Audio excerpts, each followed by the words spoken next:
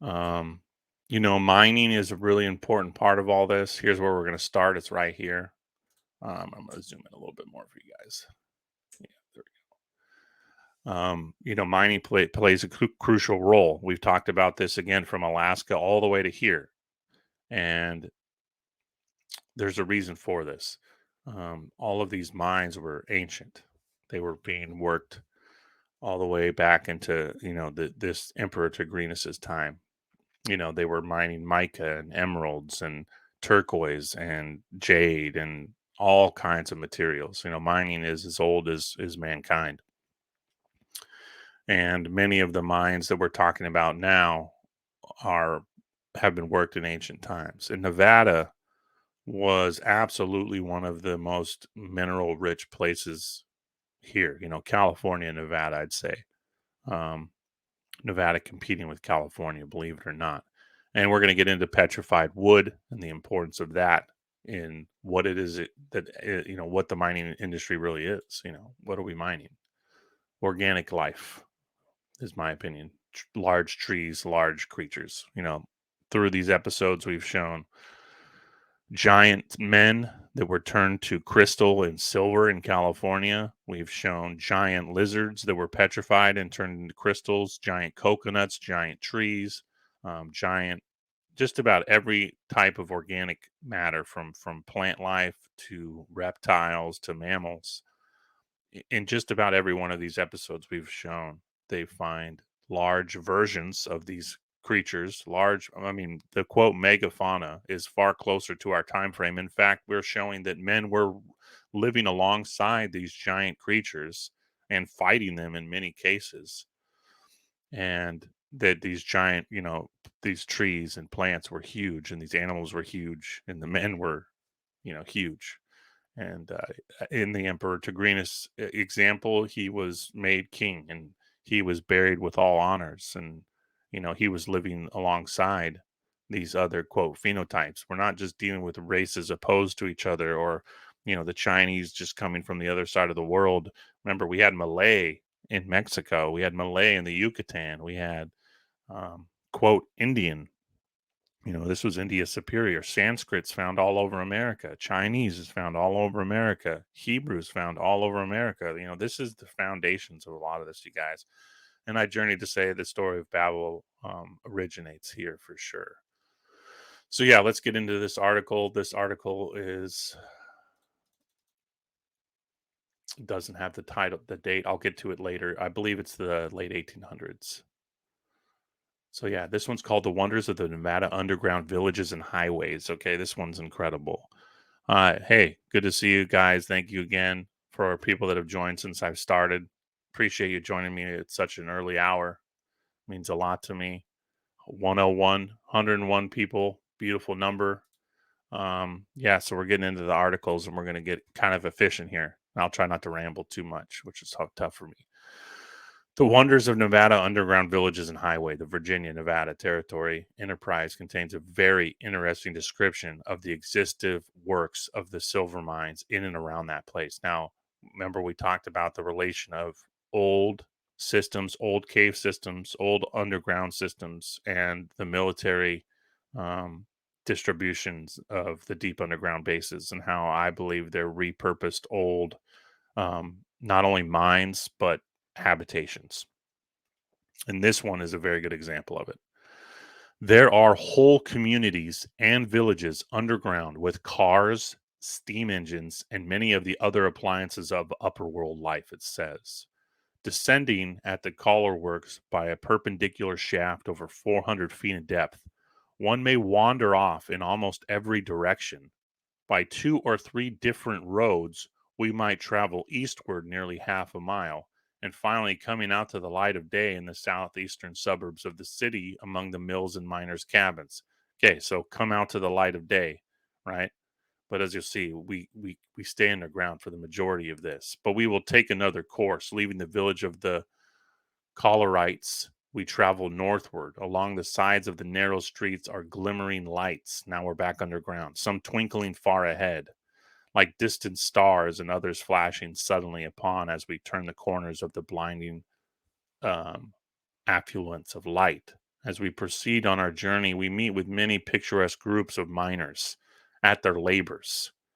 Here they are delving out of chambers in the precious silver rock, and there hoisting into place the stout timbers that are to support the mountain and the city above. We pass through roomy caverns whose space robs our candles of light, and huge caverns where the light of the candle doesn't even touch the walls, in whose walls yawn gloomy galleries, leading we know not whither, and about within whose black portals cubic pyrites and brilliant quartz crystals flash back the light of our candles in a thousand glowworm twinkles. After passing through the subterranean villages of the divers mining companies, we come to the thriving settlement of savage people. Okay, we're all underground for this whole story. So when they're coming to cities, they're coming to subterranean cities, and there are several, and they're run by different companies or savage people. Having halted in their hospitable hamlet long enough to hear the latest underground news and to make some inquiries relative to our road to the next village, the home of Gould and Curry tribe, we take our leave and pursue our journey. Of course, we see many wonders, met with numerous adventures, and encounter more than one solitary traveler, but not a solitary horseman.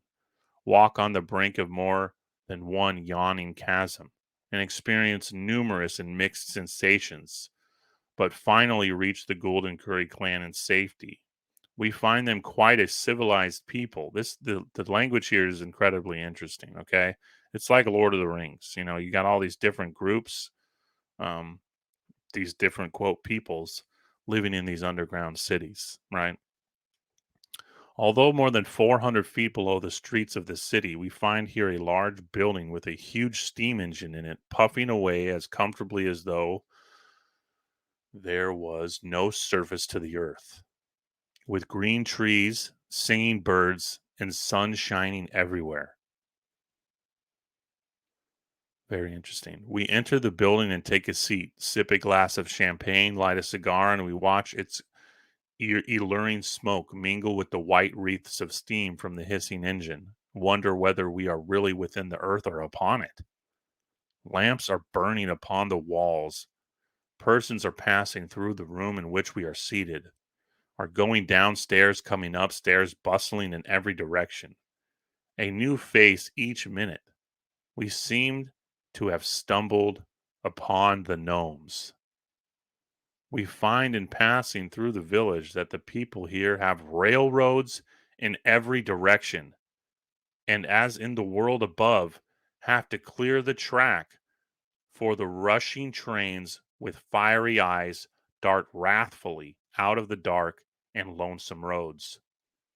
With a whiz, the cars fly past us and sweep away along what seems one of the dreary lanes to Satan's dreary kingdom, a byway leading straight to the smoky capital. About us, we occasionally hear the splashing of water, mingled with creaking sounds, and pass through places where the air strikes damp and cold upon our cheeks, to enter where it is hot and stifling. So they're going to all these different cities, railroads going in all directions, cities lighted up like the sun. Some places are cold and damp, other places are warm and stifling. Suddenly, peals of thunder burst out our heads, and every gallery and cavern echoes its roar. Our nerves are soon quiet, for we know that the noise was but the discharge of a ton of ore through the chutes above. There are inhabitants far above us toward the surface of the earth. The place is like a huge ant hill. Again, upon our su- okay, this is spelling. Ears are rent by an explosion above, below, somewhere, which causes us for a moment to suppose that the earth has burst in its center and is no longer a thing of sustainability. We know that it was but a blast, which thus caused the whole place to shudder, and smile at our late nervousness. There are many roads leading from the Gould and Curry, and we might travel half a mile in several directions, but we will continue our journey northward and rise to the surface at the works of Best and Petra, through a shaft some 400 feet in depth. Here we land nearly 10 miles north of where we descended. So, like I was saying, they didn't even go to all these cities, and they ended up 10 miles away from where they started. So they traveled through all these different groups and cities and tunnels and everything, and they traveled at least 10 miles, and they said they still could go in all directions. So they didn't even explore this place. They traveled in one set direction, and every time they were amazed by what they found. And they ended up 10 miles away from where they descended. Our underground highways are being extended daily in every direction and will soon be connected with Gold Hills mines. And these again of those of American Flat. In very few years more there will be miles on miles of these subterranean streets meandering under and running from one to another of our cities. So even before he mentioned the gnomes, this strikes very much like a Lord of the Rings article to me. Um, all the different cities. He describes a savage people. He describes a civilized people. He's not just saying as it would be, in modern language. This is very interesting language. And we're dealing with different companies, but he doesn't necessarily describe them as companies. He describes them as groups of people. So it's like you have all these different races living underground. Just reminds me of the dwarfs and the gnomes. And so, yeah, I just love that. Okay.